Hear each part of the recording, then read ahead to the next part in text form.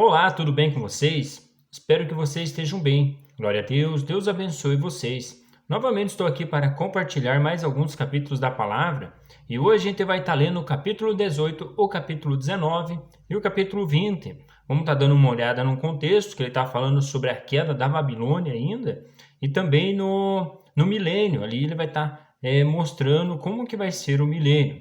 Enfim, vamos estar meditando nesses 3 capítulos, vamos ver o que o Senhor nos prepara através deles. Senhor, nosso Deus, nosso Pai, te pedimos, Senhor, mais uma vez que o Senhor venha estar nos orientando com a Tua palavra, em nome de Jesus. Amém. No capítulo 18, ele vai estar falando assim, ó. Depois disso, vi outro anjo que descia dos céus. Tinha grande autoridade, e a terra foi iluminada por seu esplendor. E ele bradou com voz poderosa. Caiu a grande Babilônia. Ela se tornou habitação de demônios, e antro de todo espírito imundo, antro de toda ave impura e detestável.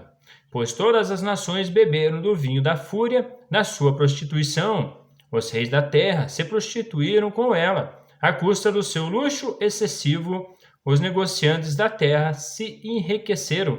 Então ouvi outra voz dos céus que dizia: saiam dela vocês, povo meu, para que vocês não participem dos seus pecados, para que as pragas que vai cair sobre ela não os atinja.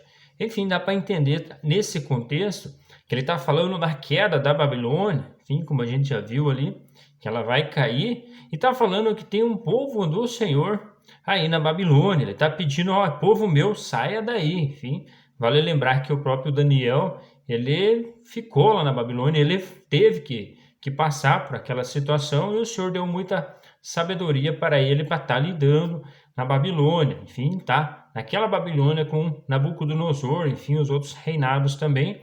E aqui ele está trazendo uma figura também da Babilônia, onde ela vai estar caindo, enfim, ali como fala no contexto ali. E também ele está falando para sair para que não seja participante dos pecados.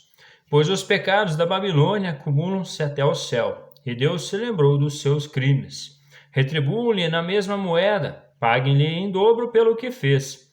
Misturem para ela uma porção dupla do seu próprio cálice.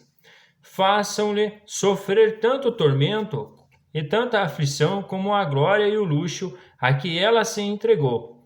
Em seu coração ela se vangloriava: estou sentada como rainha, não sou viúva e jamais terei tristeza. Por isso, num só dia, as suas pragas a alcançarão: morte, tristeza e fome, e o fogo a consumirá. Pois poderoso é o Senhor Deus que a julga.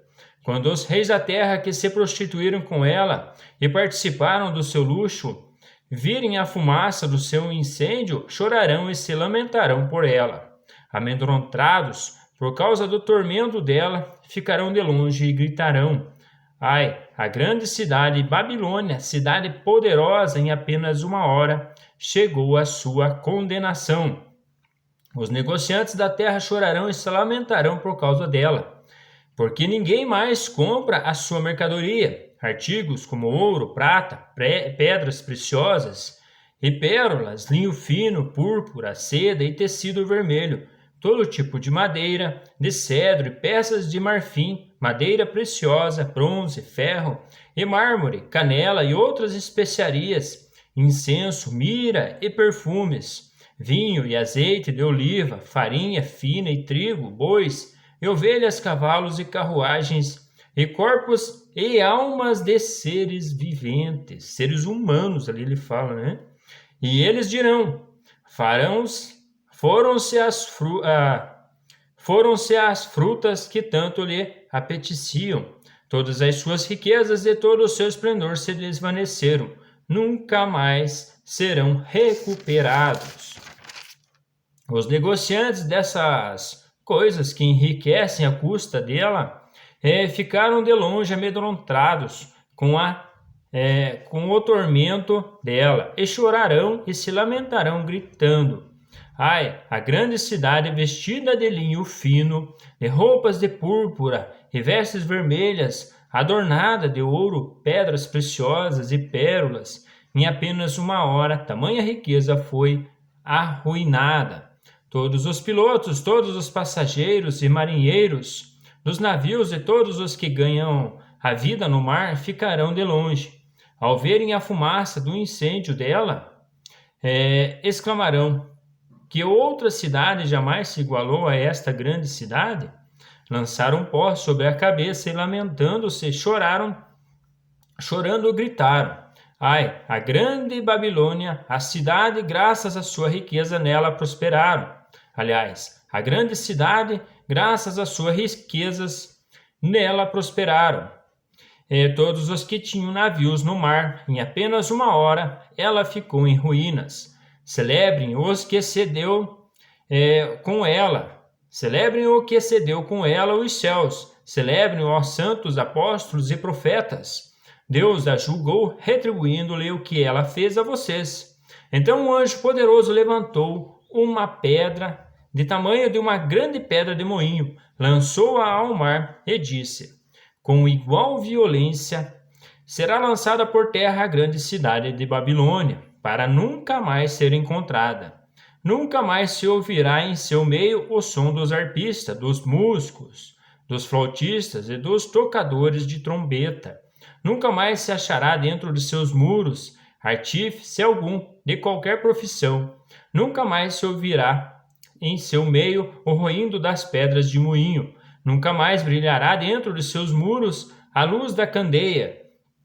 Nunca mais se ouvirá ali a voz do noivo e da noiva. Seus mercadores eram os grandes do mundo. Todas as nações foram seduzidas por suas feitiçarias. Nela foi encontrado sangue de profetas e dos santos, e de todos os que foram assassinados na terra. Enfim, ele está trazendo um contexto aí de reinos. Se a gente pensar bem aí nesses reinados, tem um estabelecido aí. E se for falar de Babilônia, aquela uma que passou lá com Nabucodonosor, aquela foi mudando, enfim, de reinados. Mas tem uma figura da Babilônia, enfim, que é confusão, quer dizer, o nome da Babilônia. Enfim, ele está trazendo aí o contexto do que vai acontecer com ela. No capítulo 19, ele fala bem assim: depois disso, ouvi nos céus algo semelhante à voz de uma grande multidão que exclamava: aleluia, a salvação, a glória e o poder pertencem ao nosso Deus, pois verdadeiros e justos são os seus juízos.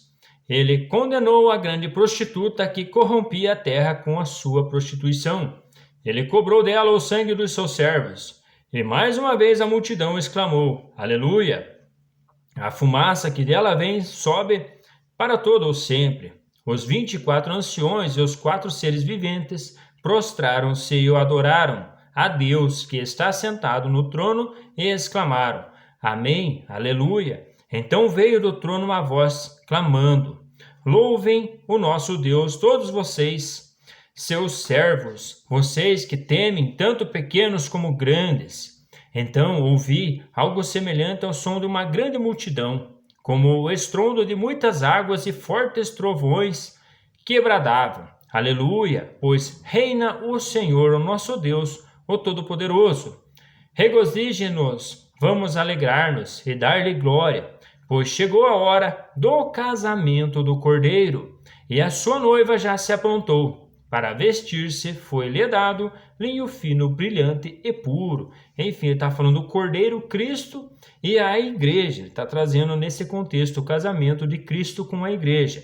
Hoje nós somos a noiva de Cristo, na forma figurada, como ele trata assim, nós como noiva. O linho fino são os atos justos dos santos. E o anjo me disse: escreva, felizes os convidados para o banquete do casamento do Cordeiro. E acrescentou: estas são as palavras verdadeiras de Deus.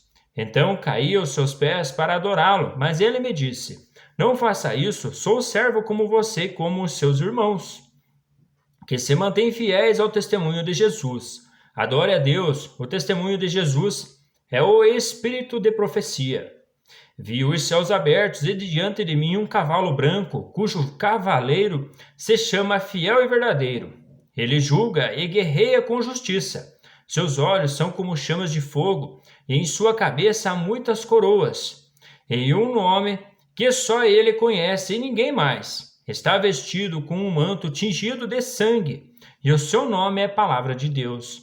Os exércitos dos céus o seguiam, vestidos de linho fino, branco e puro, e montados em cavalos brancos.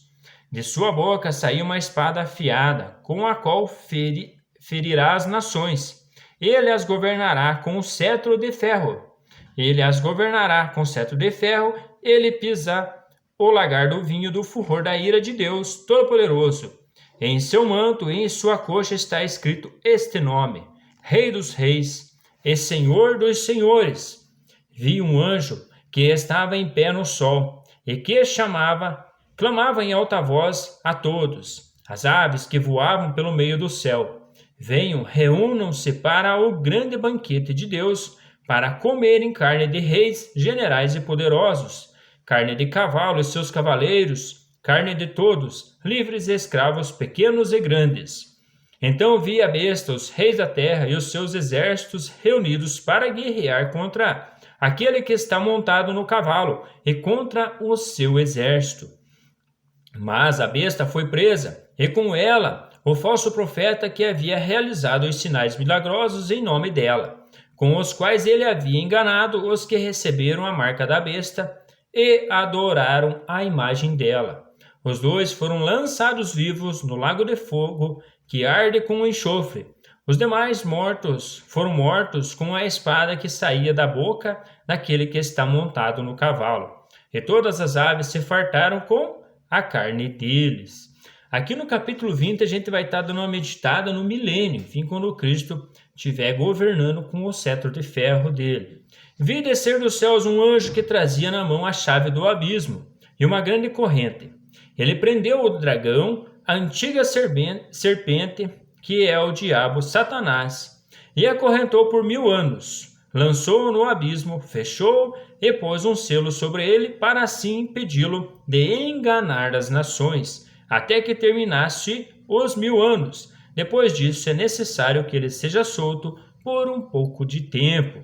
A gente vê aqui esse contexto falando do milênio. Ali ele está falando também da antiga serpente.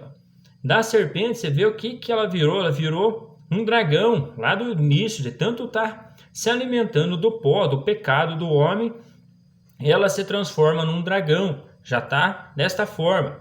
E a gente vê também ali, falando que ela vai ser presa por 1000 anos. E depois é necessário que seja solto o diabo, enfim, para estar também ali, digamos assim, colocando à prova as nações. Dá para a gente entender desse jeito, desse contexto aí que o Senhor fala, né? Então, o Senhor vai estar prendendo Satanás por 1000 anos, depois ele vai ser solto, porque é necessário, enfim, ele seja solto por um pouco de tempo. Vi tronos em que se assentava aquele que havia sido dado autoridade para julgar. Vi as almas dos que foram decapitados por causa do testemunho de Jesus e da palavra de Deus. Eles não tinham adorado a besta nem a sua imagem, e não tinham recebido a sua marca na testa nem nas mãos. Eles ressuscitaram e reinarão com Cristo durante 1000 anos. Olha só, e o restante dos mortos não voltou a viver, até se completarem os 1000 anos. Esta é a primeira ressurreição. Felizes e santos os que forem participantes da primeira ressurreição. A segunda morte não tem poder sobre eles, serão sacerdotes de Deus e de Cristo e reinarão com ele durante 1000 anos. O interessante desse detalhe é a primeira ressurreição. Como ele fala ali, enfim, felizes são os da primeira, porque a morte não tem poder, enfim, vai ser sacerdotes e vão estar reinando com Cristo. Por isso que é necessário estar cumprindo a justiça de Deus, nascendo de novo e andando nos caminhos de Deus, de Cristo Jesus. Quando terminarem os 1000 anos, Satanás será solto da sua prisão e sairá para enganar as nações que estão nos 4 cantos da terra, Gog e Magog, a fim de reuni-las para a batalha. Seu número é como a areia do mar. Você vê que interessante, ele vai ser solto depois dos 1000 anos para estar colocando à prova as nações, vai estar enganando as nações. As nações marcharão por toda a superfície da terra e cercarão o acampamento dos santos, a cidade amada. Mas um fogo do céu desce e os devorou. O diabo que enganava foi lançado no lago de fogo que arde com enxofre, onde já havia sido lançado a besta e o falso profeta. Eles serão atormentados dia e noite para todo o sempre. Depois vi um grande trono branco, e aquele que nele se estava sentado. A terra e o céu fugiram da sua presença, e não se encontrou lugar para eles. Enfim, aqui o trono branco dá para entender que é para os mortos, aqueles que não ressuscitaram na primeira. Enfim, esses vão direto para o trono branco.